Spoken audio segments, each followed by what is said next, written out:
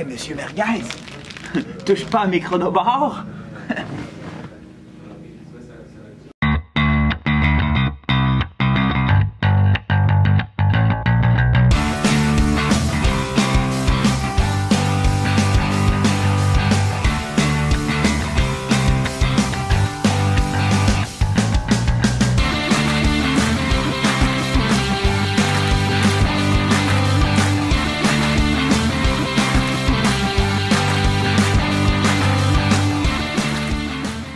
Bonjour tout le monde! Cette semaine, au vlog au coin du pédaleur, on va avoir Rose-Marie Jarry, chef, athlète, fondatrice de Chronobar. On va avoir un furet et le courrier de la semaine. Sans plus tarder, Rose-Marie Jarry. Hey Rose-Marie, salut, ça va bien? Ça va toi? Oui, super. T'as emmené ton Monsieur Merguez avec toi? Ben oui. OK. On est vraiment content de te recevoir, c'est vraiment cool. Toi, tu es une athlète, chef chez Chronobar, c'est toi qui as parti tout ça. Qu'est-ce qui t'a amené à partir? En fait, ça fait depuis 2005 que j'ai fini l'école à l'Institut d'hôtellerie comme chef pâtissière. Puis, c'est ça qu'on voit des photos de toi avec un chapeau de pâtissier? Oui, oui, comme cette semaine sur Facebook. Ouais. Donc, le but de ça, c'était de créer des collations et des pâtisseries santé. Vu que j'étais déjà une athlète à ce moment-là en athlétisme, moi je me suis dit je vais créer des collations, des pâtisseries qui sont santé.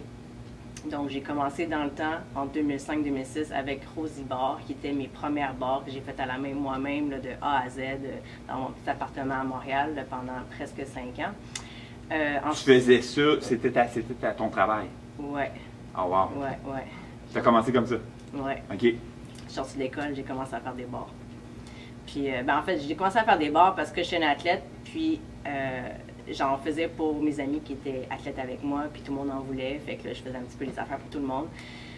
Au début, je faisais une trentaine de bars par semaine, ce qui était quand même ridicule, mais après les 5 ans, je faisais environ 45 à 50 000 bars par année, tout à la main, tout coupé à la main, emballé à la main, l'étiquette, tout le kit.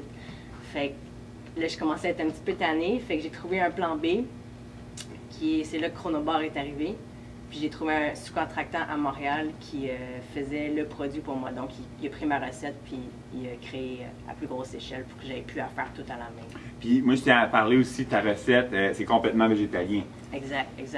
Donc la raison pourquoi je suis une passionnée des animaux aussi, moi je suis végétarienne moi-même puis depuis presque 4 ans. Et puis la raison pour ça c'est un petit peu pour une raison d'éthique. Je ne peux pas supporter la cruauté animale et tout.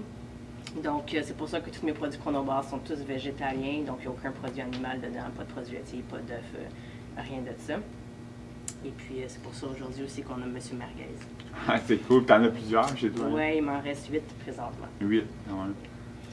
Ouais. Qu'est-ce qu'ils font quand t'es parti? Ben, ils ont leur chambre là, à eux, là, puis leurs jouets, là, puis ils font le bordel. Ouais. Tes produits Chronobar, c'est vraiment bien. J'en consomme. On va en reparler tantôt. Avant ça, je voulais que tu te présentes un peu pour les gens qui te connaissent moins ton pedigree en tant qu'athlète, parce que tu es une athlète, tu as fait de l'athlétisme. Oui. Donc, j'ai commencé l'athlétisme en secondaire 4, je te dirais, plus officiellement. Donc, à l'âge de 15-16 ans. Puis, je faisais à ce moment-là 400-800 comme épreuve. Okay. Surtout le 800 qui était mon épreuve principale, 400 mon épreuve secondaire. Okay. Dans ce moment-là, j'étais à Québec. Puis, quand j'étais rendue à 18 ans, je déménageais à Montréal. J'ai joué un club à Montréal, au Centre Claude Robillard, qui était Montréal Olympique. Qui était un grand club qui avait plusieurs grands athlètes à l'époque, dont Émilie Mondor, Ashraf Tadini. Okay. Et puis, je me suis concentrée sur le 800 mètres. J'ai fait ça pendant une dizaine d'années. Puis j'étais première au Québec pendant une couple d'années dans mon épreuve. Malheureusement, à cette époque-là, il n'y avait pas beaucoup de filles plus fortes, donc je m'entraînais pas mal seule ou avec les gars, qui étaient John Carl puis Adam Curry dans le temps, qui étaient beaucoup plus forts que moi, donc ça ne servait pas à grand-chose. Non, c'est ça. Mais bref, j'ai fait ça jusqu'en 2009.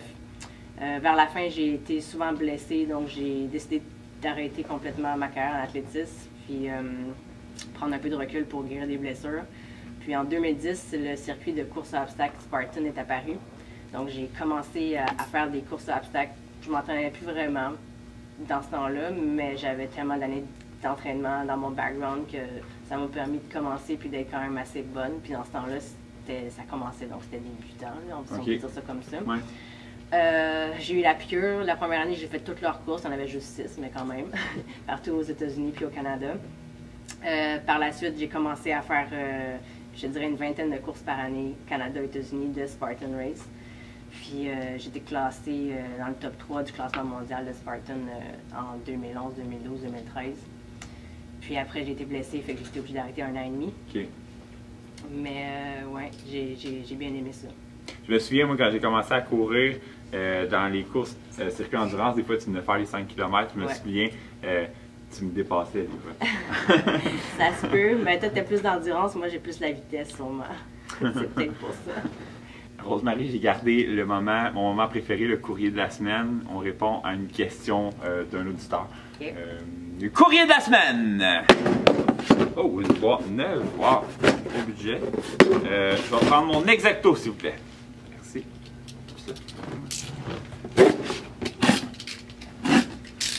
Cette semaine, j'ai hâte de voir.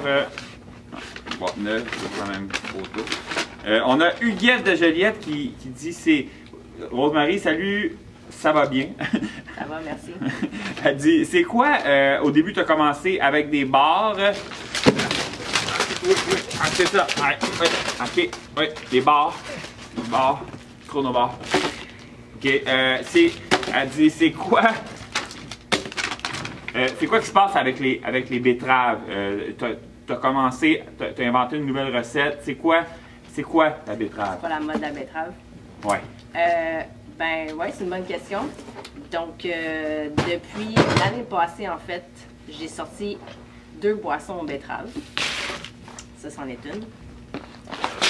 Et puis, cette année, ça fait quelques jours, on a sorti les Chronobars Turbo, qui sont des bouchées d'électrolytes et de nitrate, donc à base de betterave, pour avant l'effort.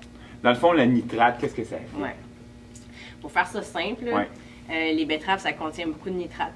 Il y a d'autres aliments qui en contiennent beaucoup, mais en tout cas, la betterave, c'en est un. Et puis, ce que ça fait quand on le consomme, ça se transforme en oxyde d'azote dans le sang. Ça vient ça vient diminuer le coût de l'oxygène à l'effort pour le muscle, pour le même effort. Donc, ça prend moins d'oxygène pour le même effort, donc tu vas avoir une meilleure endurance. En bout de ligne, une vasodilatation aussi, meilleure oxygénation sanguine. Puis toi, dans le fond, là, tu conseillerais aux gens de consommer ça sur quelle fréquence, en fait? Moi, personnellement, j'en consomme assez sur une base régulière. Okay. Y en a qui vont dire qu'ils peuvent faire des cycles de 1 semaine ou 2 avant un événement spécifique qu'ils veulent cibler. Mettons, ils veulent courir un marathon, ils vont commencer 1 semaine ou 2 avant à prendre une dose par jour. Tu peux faire ça aussi. Mais aussi, moi, j'aime utiliser la betterave aussi pour ses propriétés antioxydantes. C'est un super aliment, c'est bon pour la santé en général. Tout le monde devrait en manger sur une base quotidienne. Fait que, ah oui, quotidienne. Ouais, hebdomadaire, là, au moins une couple de fois par semaine. C'est un super aliment. C'est très riche en antioxydants, vitamine C. Plein d'autres choses. Donc, je pense que c'est important de l'introduire dans son alimentation. Peu de gens, ça devient de plus en plus la mode. On le voit un peu partout depuis 1 an ou 2. Mais peu de gens connaissent un peu comment manger des betteraves. Je pense que c'est le temps de commencer. Ouais. Ouais. OK, Rosemary, tu as aussi une pure dose de betterave qui est en vente là. Oui. OK, c'est quoi la différence là, entre les deux là? Oui. Donc, c'est une question que je reçois assez souvent. Celle-là ici, c'est la boisson sportive betterave matcha. Donc, c'est 50% de betterave par dose, puis l'autre 50%, c'est du thé blanc, du thé vert, des électrolytes, des sucres naturels. À consommer pendant. À consommer pendant. Ça peut être pris aussi avant, en pré-workout, les gens qui vont au gym, s'ils veulent boire avant. Puis, il y a un stimulant naturel qui est le thé, mais c'est pas très élevé en caféine. Ça n'a rien à voir avec des pré-workouts que tu vas au gym. Tu n'auras pas de palpitation cardiaque. Là. Mais c'est bon de le mentionner parce qu'il y a beaucoup de monde qui ont peur de ça. Mais tu peux le prendre pendant aussi. Je voulais faire une version que les gens peuvent utiliser pendant. Pour remplacer une boisson sucrée, sportive, plus traditionnelle qui aurait du colorant ou des sucres artificiels. Ça serait à prendre aussi pendant. Puis celle-là, c'est la betterave pure à 100% avec des électrolytes. Fait que les gens qui veulent que les bienfaits de la betterave, les nitrates, ils vont prendre ça 1 à 2 heures avant l'effort. D'ailleurs, tu en as apporté, puis on va se faire un shake, là, on va boire ça. Ouais. Ah, c'est super. Fait que Ça, c'est 300 ml d'eau. Exact. Donc, le gros pot que j'ai ici, c'est en vrac. C'est exactement ce qu'il y a dans ce petit pot-là. Parfait. Et puis, une dose, c'est 10 g de poudre, qui est 2 cuillères de 5 g qui vient dans le petit pot, dans 300 ml d'eau. Fait que tu mets 2 cuillères dans 300 ml d'eau. Ouais. De toute façon, ça doit être bien indiqué dans les... Sur le pot, c'est marqué. Puis, il y a une variante aussi, les gens peuvent le mettre dans leur smoothie, tu sais, vu que c'est à consommer 1 heure ou 2 avant l'effort. Ouais, on peut le mettre dans un shake. Dans un shake, un smoothie. Non, mais c'est vraiment bon pour vrai, pour y avoir goûté. Hey, merci beaucoup à Santé. C'est le cas de le dire. Ben ouais. C'est vraiment délicieux. C'est pas si pire, pas trop de poils de furet. Non, ça va, ça va. Ça va? Je voulais aussi que tu me parles de ta nouvelle recette, là, ton nouveau produit que tu viens de sortir. Ouais. Dans le fond, c'est quoi ce produit? Bien, ça, en fond, c'est vraiment un produit qui est spécifique, qui est très fonctionnel. Dans le fond, les gens vont l'utiliser pour les électrolytes qui sont dedans, puis pour les nitrates, les bienfaits de la betterave. Dans le fond, ça vient en bouchée de... Il y a 2 formats de sac. Ça, c'est le format de 21 morceaux, tu as le format de 5 morceaux. Le sac est refermable. Chaque bouchée est enveloppée dans un emballage individuel. Donc, quand le sac est ouvert, c'est pas la fin du monde. Là. Les bouchées, ils vont pas, ils vont pas sécher. Puis, dans le fond, moi, je recommande ça 1 à 2 heures avant l'effort, de prendre 1 ou 2 carrés au besoin, ce que les gens veulent. Dans le fond, chaque carré de 20 grammes contient 100 mg de nitrate, ce qui équivaut environ à une bonne betterave de grosseur moyenne. Ok, wow, c'est cool ça. À part d'être un produit 100% québécois, j'aimerais ça que tu me dises qu'est-ce qui différencie des autres produits. Ouais. C'est une bonne question, ça aussi. Je me fais poser tout le temps quand je fais des événements où les gens sont comme, bon, un autre bar, pourquoi la tienne, elle serait meilleure, tu sais. Je pense que dans mes 6 bars, ce qui me différencie le plus, vraiment, premièrement, sont hypoallergéniques, donc ça convient à beaucoup de gens. On est sans gluten, sans produits laitiers, pas de soya, pas d'OGM, pas d'œufs. Donc, c'est assez complet pour les gens qui ont des allergies. Mais aussi, c'est le goût, je pense, qui me distingue de la compétition. Moi, j'enrobe pas mes barres de chocolat, j'ai rien à cacher, j'ai pas besoin de... C'est ça, souvent les barres sont tout enrobées pour camoufler le goût. Moi, mes barres sont pas enrobées, donc ils vont pas fondre aussi à l'effort. Les gens qui veulent l'amener en vélo, quand ils la déballent, elle sera pas toute fondue dans l'emballage. Et puis, c'est ça, le goût est assez...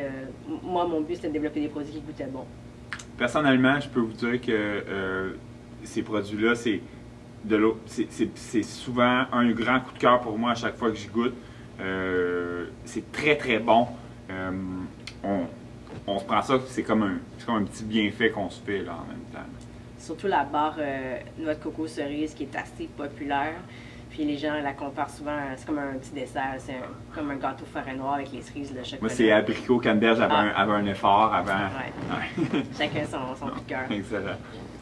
Hey, Rosemary, merci beaucoup. C'était vraiment le fun de te recevoir. On est vraiment contents. À bientôt.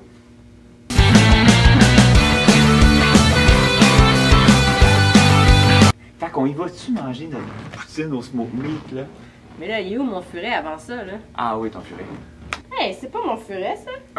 Ouais, c'est lui, ça. Ça arrive des affaires comme ça ici. Il a pris du poids? Un peu.